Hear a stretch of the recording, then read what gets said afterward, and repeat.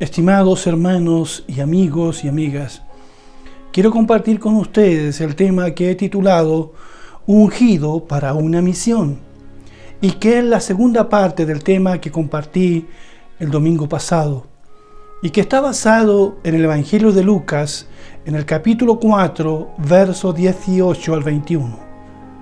Jesús dijo: El Espíritu del Señor está sobre mí, por cuanto me ha ungido para dar buenas nuevas a los pobres.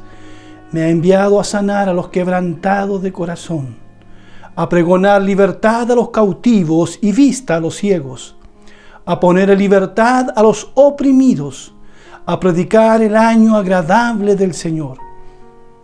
Y enrollando el libro lo dio al ministro y se sentó. Y los ojos de todos en la sinagoga estaban fijos en él. Y comenzó a decirles: Hoy se ha cumplido esta escritura delante de vosotros. Dijimos el domingo pasado que Jesús está de regreso en Nazaret. Es un pueblo familiar para él. Tiene como 30 años. Visita la sinagoga que de niño visitó muchas veces con sus padres. Allí hace suya las palabras del profeta Isaías que definen su misión entre los hombres. Hoy nos enfocaremos en otras tareas que cumpliría, aparte de dar buenas nuevas a los pobres y sanar a los quebrantados del corazón, de la que hablamos el domingo pasado. También se define la misión del ungido por el Espíritu Santo como la de pregonar libertad a los cautivos y libertad a los oprimidos. Jesús leyó este texto de Isaías en la sinagoga, convencido de que se refería a él delante de una audiencia que conocía en carne propia también la esclavitud y la opresión. Si bien es cierto, los judíos gozaban de algunos privilegios, como el reunirse en la sinagoga, seguían siendo esclavos del Imperio Romano. El Señor siempre ha estado del lado de los desvalidos, oprimidos y todos quienes sufren la injusticia. Pero Jesús no luchó por hacer al judío libre de la esclavitud romana. No es que la apoyara de ninguna manera, solo que él sabía que el hombre y la mujer eran esclavos de situaciones más complejas y mucho más profundas. Cristo vino a dar libertad a los cautivos del pecado, a los cautivos de sí mismos, a los oprimidos por el diablo y por sistemas religiosos impuestos por los hombres. Jesús vino a hacer libres a los hombres de legalismos, tradiciones humanas que nada tienen que ver con el reino de Dios y su palabra. Por ejemplo, allí en Mateo 15, 1 al 9, se dice: Ciertos escribas y fariseos de Jerusalén se acercaron entonces a Jesús y le preguntaron: ¿Por qué tus discípulos quebrantan la tradición de los ancianos? No se lavan las manos cuando comen pan. Jesús le respondió: ¿Por qué también ustedes quebrantan el mandamiento de Dios por causa de su tradición? Y más adelante dijo: Y así, por la tradición de ustedes, invalidan el mandamiento de Dios. Hipócritas, bien profetizó de ustedes Isaías cuando dijo: Este pueblo me honra con los labios, pero su corazón está lejos de mí. No tiene sentido que me honren si sus enseñanzas son mandamientos humanos. Esta pobre gente estaba esclava por las tradiciones de hombres. Estas eran más importantes que los mismos mandamientos de Dios. Mucha gente vive esclavizada a costumbres y cargas impuestas. Pero Cristo vino a hacernos libres, no a esclavizarnos a sistemas religiosos que niegan el amor al prójimo, como el amor a una madre del cual Jesús también les habla aquí. Los religiosos del tiempo de Jesús habían establecido tantas normas y reglas que en vez de acercar a las personas, las estaban alejando de Dios. En cambio, el Evangelio de Jesucristo es sencillo, como Él mismo, pero va a lo más profundo. Por ejemplo, ¿qué es lo que contamina al hombre? ¿Comerse y lavarse las manos, como decían los religiosos de ese tiempo? En ese mismo pasaje Jesús responde, Mateo 15, del 10 en adelante. Luego Jesús convocó a la multitud y les dijo, escúchenme y entiendan. Lo que contamina al hombre no es lo que entra por su boca. Por el contrario, lo que contamina al hombre es lo que sale de su boca. Pero lo que sale de la boca sale del corazón, y esto es lo que contamina al hombre, porque del corazón salen los malos deseos, los homicidios, los adulterios, las fornicaciones, los robos, los falsos testimonios, las blasfemias. Estas cosas son las que contaminan al hombre. El comerse y lavarse las manos no contamina a nadie, dijo Jesús. Qué tristeza es que hayan personas que todavía se fijen y discutan por lo externo. Esto comas, esto no comas. Esto toques, esto otro no. Viste así, viste asá.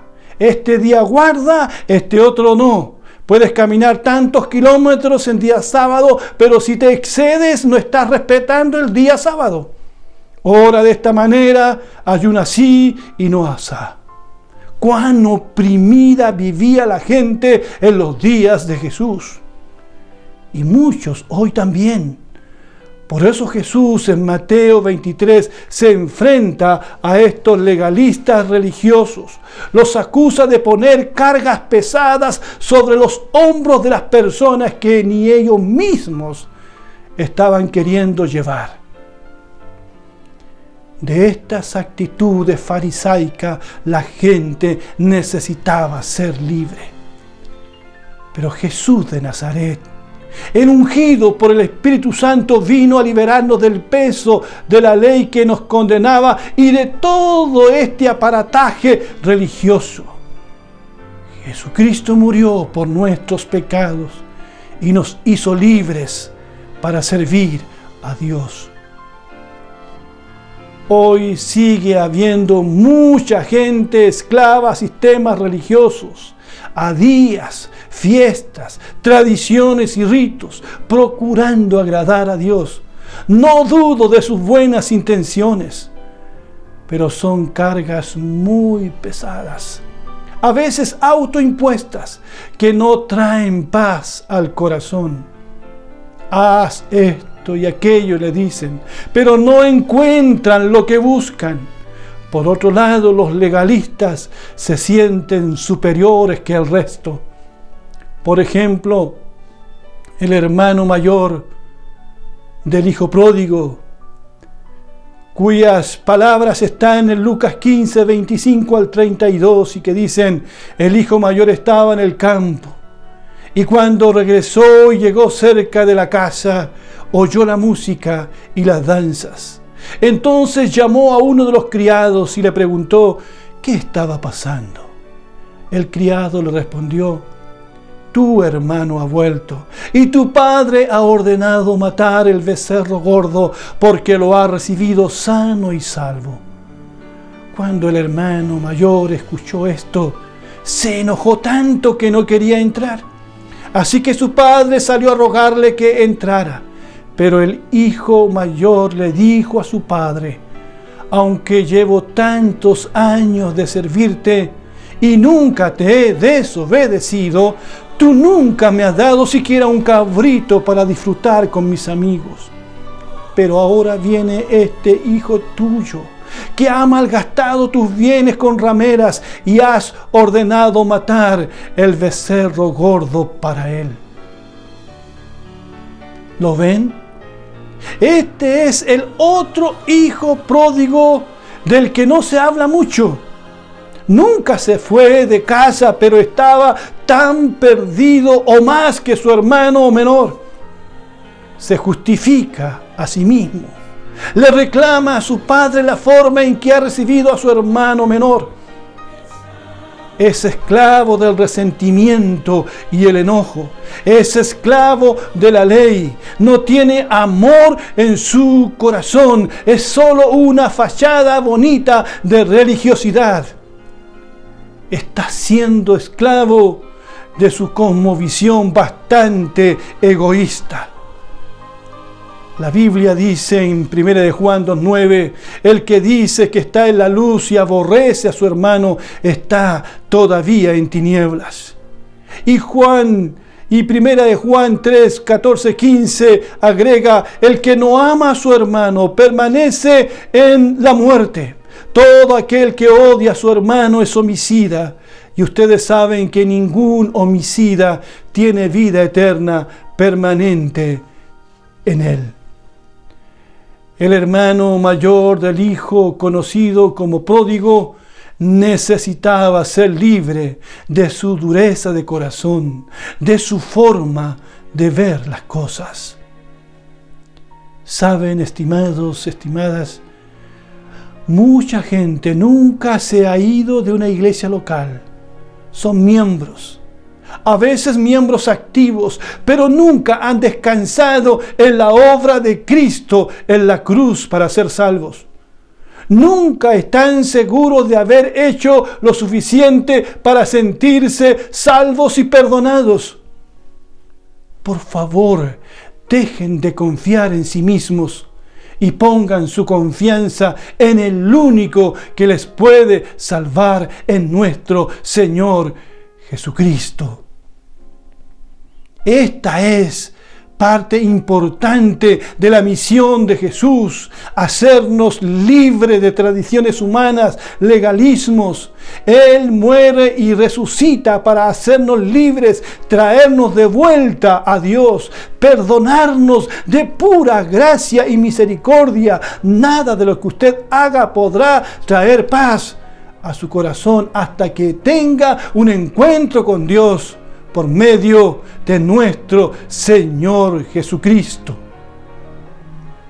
El Espíritu del Señor está sobre mí, repite Jesús, por cuanto me ha ungido para dar buenas nuevas a los pobres, me ha enviado a sanar a los quebrantados de corazón, pregonar libertad a los cautivos y vista a los ciegos, a poner en libertad a los oprimidos. En Juan 8:32 en adelante encontramos el siguiente relato que se relaciona con el ungido para una misión. Jesús dijo, y conocerán la verdad, y la verdad los hará libres. De cierto les digo que todo aquel que comete pecado, esclavo es del pecado. Así que si el Hijo los liberta, serán verdaderamente libres, dijo Jesús. Somos también esclavos del pecado, como lo ven. Y el pecado nos aplasta, nos oprime. El pecado no nos deja crecer, no nos deja avanzar. El pecado nos esclaviza, porque el pecado es rebelión contra Dios. Pero Cristo ha venido a libertar a quienes reconocen sus pecados. Jesucristo es la verdad que todos necesitan conocer para ser verdaderamente libres. En Jesucristo tenemos redención por su sangre preciosa. En Juan 8:44, Jesús agregó, ustedes son de su padre el diablo y quieren cumplir con los deseos de su padre, quien desde el principio ha sido un homicida. No se mantiene en la verdad, porque no hay verdad en él. Cuando habla mentira, habla de lo que le es propio, porque es mentiroso y padre de la mentira. Crea usted o no en el demonio, eso no cambia las cosas. Satanás es mentiroso y homicida. Ha sido engañador desde siempre. Él mata, roba y destruye. Ciega los ojos de las personas para que no le resplandezca la luz del Evangelio. Satanás engañó a nuestros primeros padres en el principio. Niega y se opone a la verdad. Niega las Escrituras. Y Jesús dice que todo el que practica la mentira y odia es un hijo y un esclavo de Satanás. En su ministerio entre los hombres, Jesús liberó a muchos hombres y mujeres atados por Satanás, por cadenas de maldad, de ira y de violencia. Los evangelios nos relatan que Él cumplió esa misión una y otra vez.